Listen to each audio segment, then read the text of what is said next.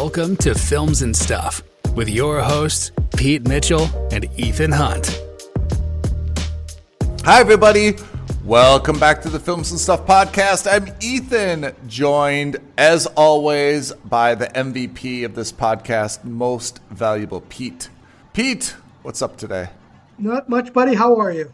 I am less enthusiastic than last week. And the reason is that last week I was so looking forward to the Mandalorian and Grogu. And this week we have to review it. Spoiler alert by that intro? Maybe. Probably. You want to give me your thoughts on the build-up to the Mandalorian and Grogu? So to be fair, there wasn't much of a build-up. We all knew the movie was coming out. Yep. But in terms of actual build-up, I didn't see... maybe I saw the teaser trailer and that's it.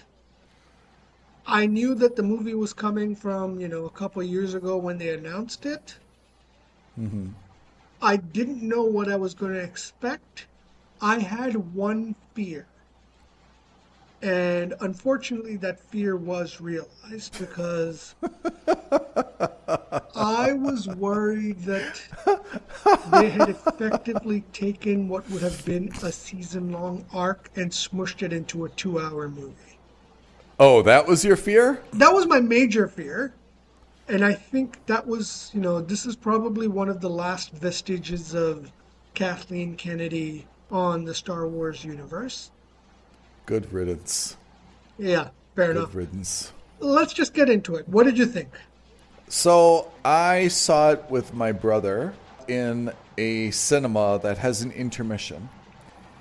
And during the intermission, although very brief, we both kind of already had the same realization that the season 1 gritty Mandalorian that we fell in love with had turned into a commercialized Grogu Happy Meal selling story. Yeah. And that is, I think, what we were really worried about, is that we were going to get not Mandalorian and Grogu, we were going to get Grogu, the cute little toy that everyone should be buying and licensing and marketing. And oh, by the way, Mandalorian's in it as well. We haven't really taken a lot of time to put a story together because we just want to do set pieces around Grogu being cute and precocious and the new marketing tool for Disney. That was what we kind of commiserated about. The other issue was that while a standalone movie was fine, it did nothing whatsoever to expand or put depth into the Star Wars universe. It was a great opportunity to use this as a springboard and an introduction to another character or something else. I think that's its true failure. It's not the over-marketing of Grogu, which I know Disney can't help itself. That's part of the corporate machine. It's the fact that they didn't add anything to the Mandalorian universe or the Star Wars universe, and we're basically in the same place that we were before this movie. Which is why I think that this is effectively what they did was, and I know they said that this is not their goal and that this was never on the cards, but I think this would have been way more effective as a series rather than a 2-hour movie. I think they could have made it gritty. I think which you're absolutely right about. You sent me an article that I read last night comparing season 1 to season 3. And even the colors, the schemes, all of it. Yeah. There's a lot they could have done for the next season, right? I mean, they've taken back Mandalore. They could have built on that, which they haven't. Mm-hmm. They could have gone in the direction. So no spoiler alerts because this movie's been out for 2 weeks now. The basic premise of the movie is that Din Djarin is now working for the New Republic. as Yep. a bounty hunter, and they have a list of targets. Sigourney Weaver, who's a captain, has a list of targets that she wants to get captured. She hires Jin Jaren to do that for her. He goes around the galaxy capturing these guys. Can I make a small aside? I'm sorry Yeah. to interrupt. Sigourney Weaver had her time in the sun, and she was fantastic. Like, she will forever be in the Hall of Fame because of the work that she did in, is it Alien or Aliens? All right? of them. Her place in the Hall of Fame is secure. But I feel like now she's being just cast in this role, and it's like the laziest casting. Standalone, she doesn't deserve the roles anymore. She doesn't have the same. She's old. She doesn't have the same badassness. She just doesn't pull it off like she used to. And that's not a criticism. It's just a statement of fact. You cannot continue to have the same on-screen presence and charisma as the same character. Put her as a different character, right? She would be a very good, like, queen or ruler or president or some politician or something. She's not any longer kind of that boots on the ground soldier. And I thought that casting was so uninspired. And you even like hear it from her lines, which you want to be like sound. Like, I felt like Disney wanted them to be sound pieces. And she's just like the same line from like the 25-year-old Sigourney Weaver and the 65-year-old Sigourney Weaver are just not coming off. And I thought that's a good example of how this has just kind of fallen a little bit flat. Yeah, absolutely. So Sorry to interrupt your plot. No, that's okay. So he has to go find this unknown Imperial commander, and that in its own pretty decent outline for a season-long plot, where we're looking for this guy. We don't know what he looks like. He doesn't know what he looks like. Yep. He has to go to the Hutts to find out who they are, or who it is. The Hutts say, we'll give you that information if you release my nephew. He goes to release the nephew, finds out that the nephew is he's being used as a pawn because they're going to double cross him and kill the nephew. They don't really want to save the nephew. Then we find out that the guy who Hold on, can I call a timeout here? The plot now, I agree, is actually a pretty decent plot up to this point, right? Yeah. However, you could have substituted anybody or like any species for the Hutts. What do you think of the inclusion of the Hutts as the species that this kind of plot revolves around? To be honest, I don't have a problem with it. And in fact, oh really? If it was the long-term season, I think actually I'd be quite excited to see the rest of the Hutts, right? Because we haven't really seen a Hutt since the Jabba, and the last season or the only season of the Boba Fett show was him replacing Jabba. So the point is that I don't have a problem with the Hutts because they're not the main character anyway. Okay, counterpoint to that, visually and just kind of like pragmatically, I don't feel like the Hutts were like a very compelling species or family. They're not like visually appealing at all. Their lair, for the lack of a better word, is really dark and dingy. Mm-hmm. I didn't feel like there was really like a lot of groundswell support for like, oh man, we need to know more about the Hutts, like as a species or as a family or as a whatever. And also, to be honest, they don't have legs. They're just poop emojis, right? I mean, so the whole idea of having anything apart from them sitting is not really realistic. So having said I felt like I thought the fight sequences with Rada were pretty cool. Fight sequences with Rada were pretty cool, and Rada I thought was reasonably I think he proved that. I think he disproved that point you're making, which I agree with. Right? Is on paper, or at least visually, on a static visual image, you don't see the Hutts as superior fighters of any kind.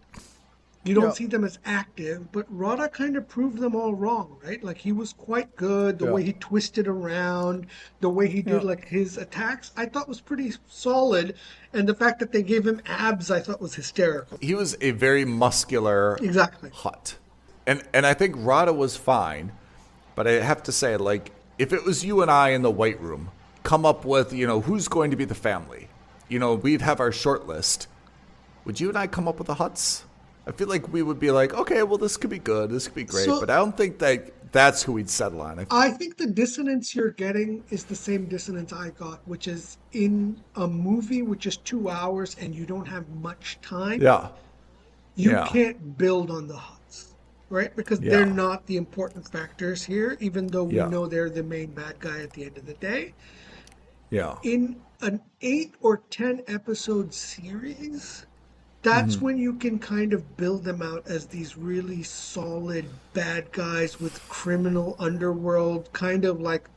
Look, the fact of the matter remains, other than the fact that Jabba was some kind of underworld boss, we Yeah. don't really know much more about him. He's like this mafioso style guy. And then he dies Yeah. in the third movie. Yeah. That too, he dies because Princess Leia chokes him with a chain, Even though he has no neck. even though he has no neck. The important thing is that we find out he saves Rada. He finds out that Rada was going to be killed. So he does the honorable thing, which is he goes back to save Rada. He becomes a target of the Hutts. Then I think this is where the major big issue I had with the movie, and I know you did too.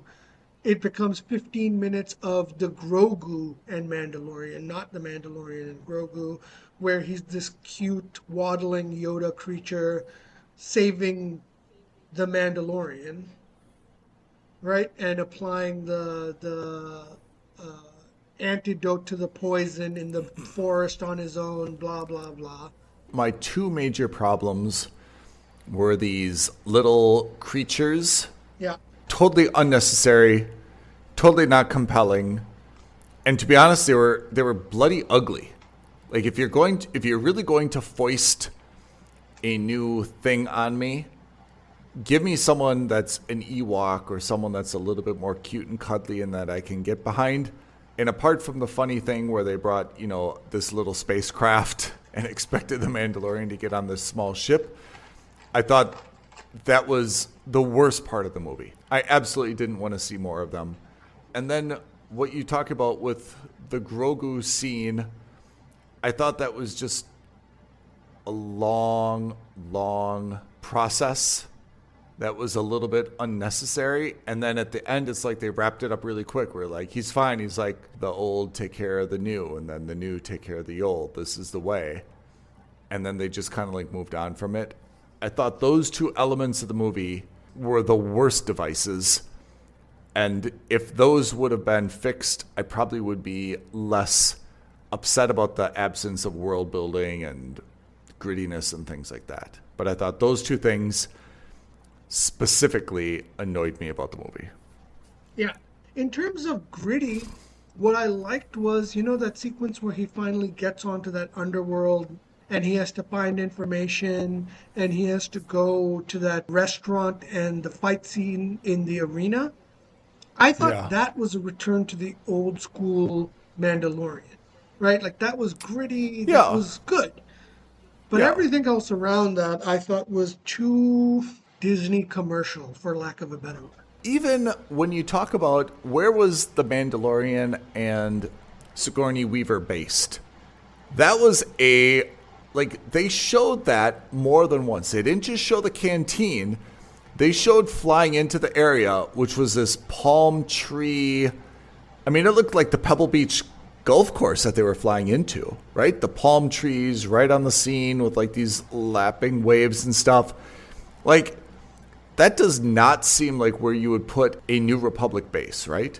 Like, it was just too nice. Everything was daytime. Historically, all these characters have been based in kind of like an Amazonian forest, something kind of dark, something kind of dingy, something kind of hidden.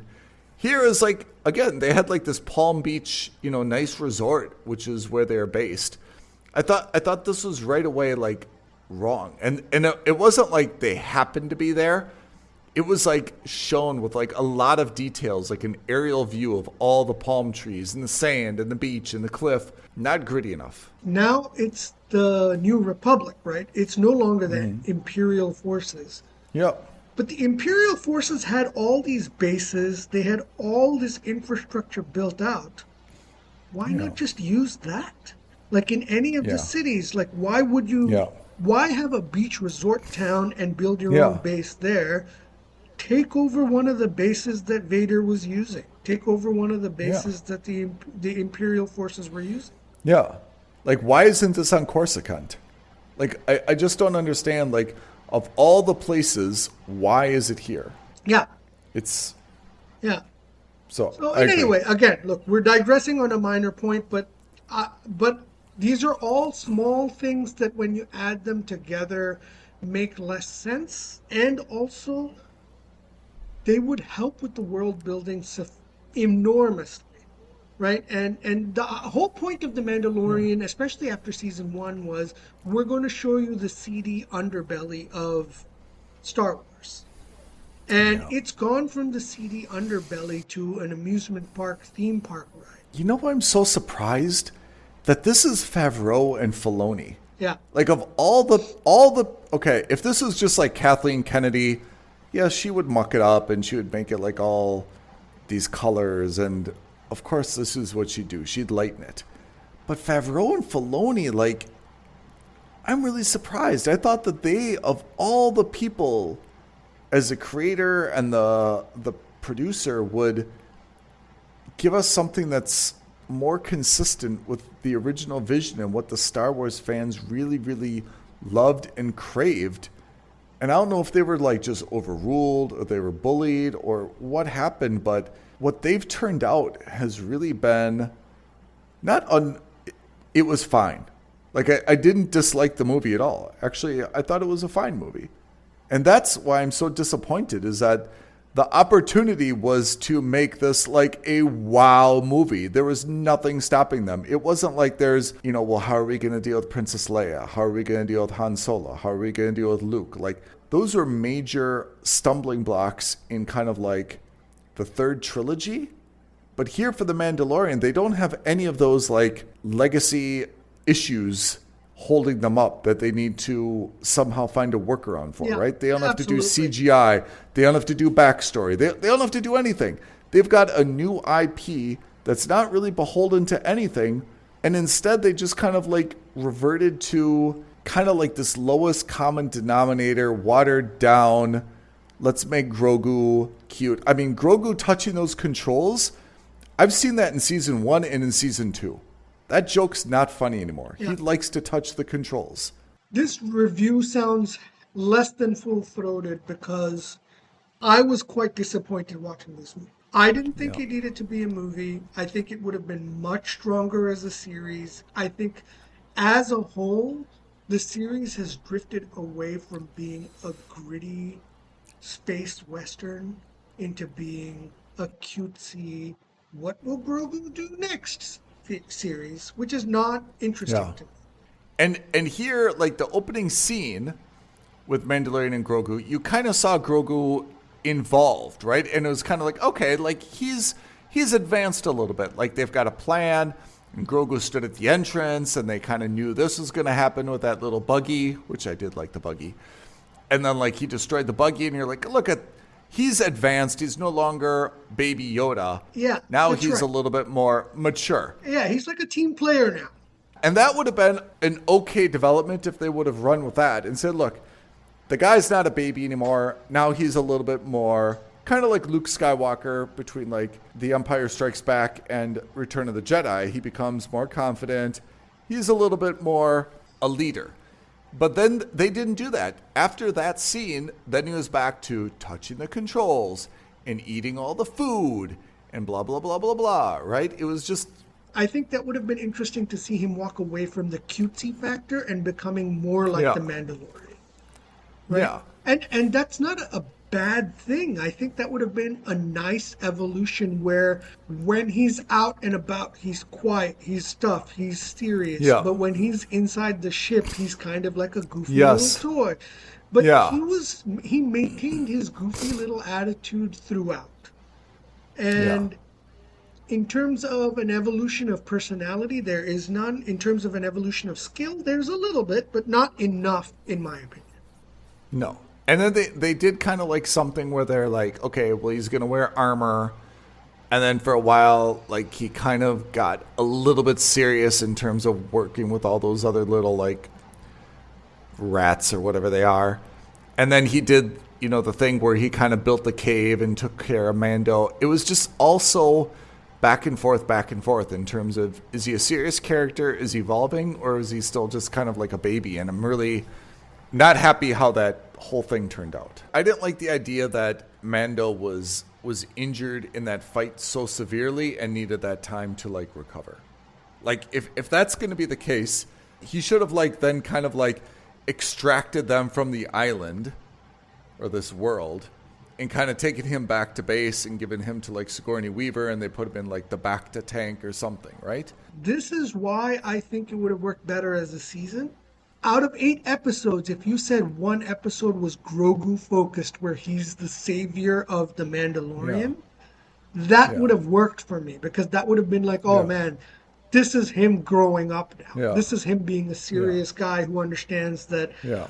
when the chips are down, I really can't be this goofy Yeah. numpty who's kind of being an idiot. What really personified this to me, Disney's just like, also like this immature child that can't help themselves. You remember that scene where Grogu builds that little like thing in the mud? Okay, fine. And then he uses his power to kind of push Mando in, right? And then you hear like the thud of his helmet at the end of the cave, right? That was funny. But Disney can't leave that alone. Yoda's got to pull him out, push him in again. Thud number 2. Okay, fine. We get the joke. It happened twice. Disney's like, hey, look at me, look at me. Pull him out a third time, push him in a third time, a third thud. Okay, it's not funny anymore. Now you've just kind of like diminished your whole joke. The whole scene has now lost its meaning. Yeah. It's not funny when you do it that many times. And less is more, right? Yeah. Like Favreau and Filoni, who I thought were such good stewards of this franchise, and I trusted to give me something that was so fantastic. They could have introduced so many cool characters. I mean, I'm just going to make this up. Mando could have like come across Thrawn, and somehow we're like, oh my gosh, are we going to get a Thrawn series?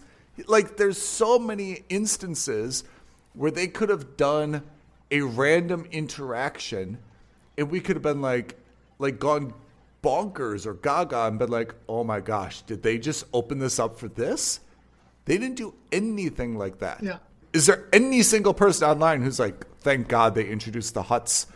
This is amazing. We should definitely have a Hutts series. No. When you're whiteboarding it, they had all these options to, they created Grogu, right? Props to them. Multi-billion-dollar idea. Why didn't they come up with any other ideas? There could have been something else where they introduced a new character. They had the whole Star Wars universe, all the canon, everything. They didn't create anything new or create any buzz about like, are we going to see a series based on that? Did he really just come across and cross paths with this person? Should we do a season on this or a standalone movie on this? Nothing? I'm just glad they didn't introduce an older character and do some kind of crazy crossover. That's absolutely true, but they could have done a new crossover. I don't disagree. In fact, if of all of them, the one character that stood out as someone who could have, I'm not saying a series, but could have been another character, was the robot assassin that the Hutts used. Yeah. That's my disappointment with, to put it in context, it's not that the 2-hour movie was disappointing.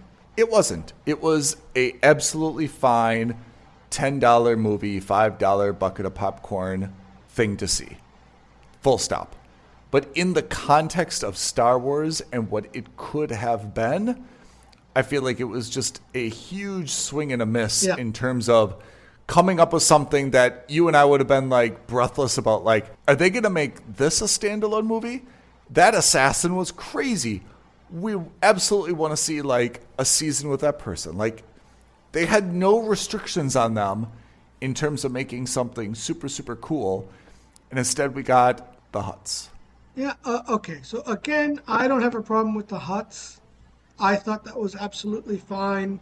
But I do agree with your overall sentiment. They Yeah. could have done more, and they didn't. How has this been doing in the box office? Not well. As of now, the movie's only made $256 million. That's a crime. Yeah, it should be much, much higher, but it's not. Considering how passionate the Star Wars universe is, and you and I are not even anywhere in the top Not at all, 1% yeah. of that. Okay, so if it's a standalone Star Wars, my mom doesn't know it's coming out. She's ignorant. So are my sisters. My brother would know. Grogu, my sisters know Grogu. My mom knows Grogu. The idea of Mandalorian and Grogu is brilliant marketing. That alone expands us into easily billion-dollar territory. Yeah. And now I'm a little bit worried about our predictees because I feel like if the Mandalorian's only at 200 million, Yeah. I keep wanting to say a Filoni. I keep wanting to say a Filoni. This is not going to go well for us in terms of the. I know it's been out for way longer, but the fact that The Devil Wears Prada 2 is still outnumbering them, and not by a little, but by a lot, it's crazy. Ugh. Oh my gosh, I'm getting myself into a lather over this. I'm really upset. Let's get off this. There's some other good stuff in the cinemas. I haven't seen it. You've seen it. Can you be my eyes and ears? Okay, so I saw last night, opening night, Masters of the Universe, the new He-Man movie. Tell me. Okay, well, first of all, is this a movie you want to watch? I remember He-Man from my childhood and Battle Cat and Skeletor. Yeah, this was, I mean, I would go so far as to say even beyond G.I. Joe, He-Man was, I think, one of our first franchises, right? Yeah, I would say Transformers, G.I. Joe, and He-Man probably coming in third. Go ahead, spoil it for me. Let me hear it. I did not enjoy the movie. I think that under the best case scenario, this is a wait for streaming, but for me, this was a skip. I'm not surprised, but I was really hoping that it was going to be a Dungeons and Dragons like movie. Right. And I'll tell you where this differs from. When you have a franchise like He-Man in 2026, you really have one of two ways to go with this. Either you go flat out comedy. So like Dungeons and Dragons, or if you remember when they redid Starsky and Hutch with Ben Stiller and Owen Wilson? Yeah. Right? They Yeah. went from like a drama TV series or even 21 Jump Street, right? So they went into the comedic sense. So you either go full out comedy and recognize what is ridiculous about the franchise and kind of play that for laughs, Yeah. or you go ultra sincere. And when you go ultra sincere, you go like, you think of like Thor 1, the original Thor movie, which, you know, the concept of Thor and Midgard and Asgard is ridiculous, but they went Shakespearean sincere with that, and that worked for them, Yeah. right? This movie tried to straddle both, and it doesn't work. Like, there were moments where it takes itself so dramatically, so seriously. Almost immediately, there's like a fart joke or like, some kind of silly joke. I mean, for God's sakes, one of the characters' names is Fisto. Let me tell you what I think was really good about it. First of all, set design, fantastic. World building, pretty decent. The costume design was phenomenal. Like, it reminded me exactly of the toys we had from Mattel growing up. Oh, Right? So it nice. was really authentic. It felt good. I did not like the backgrounds. I thought the backgrounds were too CGI, so it almost felt like Who Framed Roger Rabbit, where people were walking around in cartoons. So it was not CGI enough where it looked real, but it wasn't animated enough where it felt like a cartoon. It straddled this weird, uncanny valley. I didn't like it. I liked Idris Elba. So, they played him Man at Arms. They played him off as Oh, yeah. They played him off at a guy who was like at the top of his game, but then he falls dramatically and he becomes a drunk and he has to kind of get himself back up. So it was a weird. That's what I meant. Like half of the stuff was him being very serious. The other half of him was being very like, oh, I'm a drunk. Oh, I'm gonna vomit now. Leave me alone by my vomit. This kind of comedic nonsense that didn't really work. The biggest sin for me was He-Man himself. Who's the actor who plays it? Nicholas Galitzine. I don't know if I'm saying that right. In terms of look, he looks like He-Man. Again, the costume design, his muscles, like he's got the body shape for it. Everything is fit. If you remember in the cartoons, Prince Adam was like this scrawny kid who becomes He-Man when he wields the sword. Like there's a physical difference. But in this show, there's not really a physical difference. So how they account for that physical difference is he wears like a baggy pink shirt and jeans. But it's obvious that this guy is built like a brick shithouse, right? Like he's obviously already got the He-Man body shape. Yeah. But they're trying to hide it because they don't want to. They didn't do what they did with Captain America, which was they CGI'd a really skinny, scrawny body for... Is that really what they did? Yeah. Huh. So in this case, they just gave him like a baggy shirt to cover his body, right? Oh, I didn't know that. So it didn't really work. But so the story element is that he escaped from Eternia because Skeletor attacks and takes over.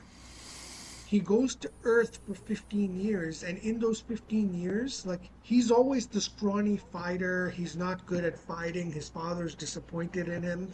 He thinks that he has to be this built, bulky guy, but he's not. And so he starts working for a company. He's an HR manager, and his idea of conflict is to talk it out. You know what I mean? Like, yeah. And then that's how he approaches fighting, is like, let's talk. This is what I do professionally, and I'm really good at it. And I'm like, yeah, but you're He-Man. Like, that's not what He-Man does. And again, if you went 100% comedic with this, that would be hilarious. I'm really good at talking. Let me go talk to Trapjaw. And then Trapjaw beats the shit out of him. And then he's like, why are my words not working? And then he's like, well, sticks and stones may break my bones, but words will never hurt, as he's like being carried away on a stretcher. Things like that would be funny. None of that worked. And so you've got this middle ground where he's like, I'm going to talk my way out of this. Rah, rah, rah. And then he's like, okay, well, we're well beyond words now. And then he kicks their ass as He-Man. Like, it's a weird cognitive dissonance, right? Because that's not the He-Man we knew. The He-Man we knew, the moment he became He-Man, he kicked ass. That's all he did. He wasn't interested in talking his feelings out. You know what I mean? Like, it's a very, and I hate saying this, like, it's so antithetical to the way I see these things, but it's a very woke and a very 2026 modern definition of what it means to be a hero, which is absolutely fine if you take that as the message of the story. But that's not the message of the story. Yeah, you should either embrace it or you should avoid it. But I agree, trying to straddle the line between... And then at the end of the movie, he has this massive fight scene with Skeletor where he's like, all right, Skeletor, let's talk it out. And Skeletor is like, what are you talking about? Talk it out. And then Skeletor beats him up, and then he's like, all right, well we're beyond words now, so let's punch him up. And he beats him up. And I was like, all it took was like one line from Skeletor for you to go to kick his ass anyway. Like, where are your convictions? It doesn't work. Like, the messaging of the movie was all over the place. Do you think there's going to be a sequel? So, how did it end? They clearly were setting this up. They didn't set it up for a sequel. Thankfully, they didn't, because I don't see this movie making enough money to justify a sequel. I think that in terms of a sequel, is there going to be one? I don't think so. Could there be one? Definitely, because there were still 4 or 5 characters from the TV series and from the comics, sorry, from the toys that they didn't introduce. So Many Faces is not there. She-Ra isn't there. There's a lot of people who aren't in there. The cast is pretty good. Evelyn was, I think, the closest to the ones in the cartoon. I didn't like Skeletor. I didn't like most of these guys. I didn't think their depiction was great. I think they were trying too hard to be they were trying to be a Marvel comic book, right? Where they were trying to have quips. There were moments where it was a little bit like Guardians of the Galaxy, where they had like this Ooh, I like that. music. And the problem was the music wasn't good. And I think it was Three Non-Blondes or something like that. You know what I mean? Like, it's just, they were trying to take the best elements from all these different Marvel movies from Phase 2, but none of it worked. I have to say, I thought that Dungeons and Dragons was the model. Because Dungeons and Dragons, obviously based on the IP in the game, which you're a huge gamer of, didn't really focus on the game so much. No. It just created its own independent storyline with elements from the game, I guess. Absolutely. But it was just a good story that was fun and humorous, and the pace was right. They didn't take themselves too seriously. I would call it more of a comedy than anything else, right? It was obviously an action movie, but again, I took it more as a comedy. Moments of great levity. And this one was few and far in between. There were a couple of things that were funny here and there, but that's it. And it's because they tried to take themselves too seriously. Let's go back to 1.5 years ago to another Mattel movie, Barbie. Oh, yeah. Did not take itself too seriously, but it had a proper message. The tone of the movie went towards that message. It served that message. Here, there is no message because the message is so muddy. The message was, clearly their message was being a masculine man isn't about muscles, it's about believing in yourself and pushing that forward. But they didn't do that. They didn't follow through on that because if that was the case, you wouldn't have had the fight scenes that you had in this movie. The message is fine, but then the plot needs to be consistent with that message, Exactly. right? So do you think I should see it? This is where the rubber hits the road. What's your rating? So I've given it a skip. Oh! I think you should see it because it's a part of our top 10 summer blockbusters list. All right, so that's a skip. Pete, we have anything else to add? That's it. But what I would like to know from our listeners, if you've seen Masters of the Universe, did you like He-Man? Did you not like He-Man? Comment below, like this video, subscribe to our channel. We want to know everything that you think about these movies. Now we've got Mandalorian and Grogu, Masters of the Universe. Pete, thank you very much for picking me up this week and doing the unilateral review on Masters of the Universe. I am excited for Supergirl finally coming out and Toy Story 5, but we shall see you next week, next episode, Films and Stuff podcast. Thanks, Pete. Thanks, everyone. Thanks, Ethan. Thanks, everyone. Bye now. Thank you for listening to another episode of Films and Stuff. If you haven't already, please subscribe and review on Apple Podcasts, Spotify, or wherever podcasts are downloaded. Films and Stuff. There is no substitute.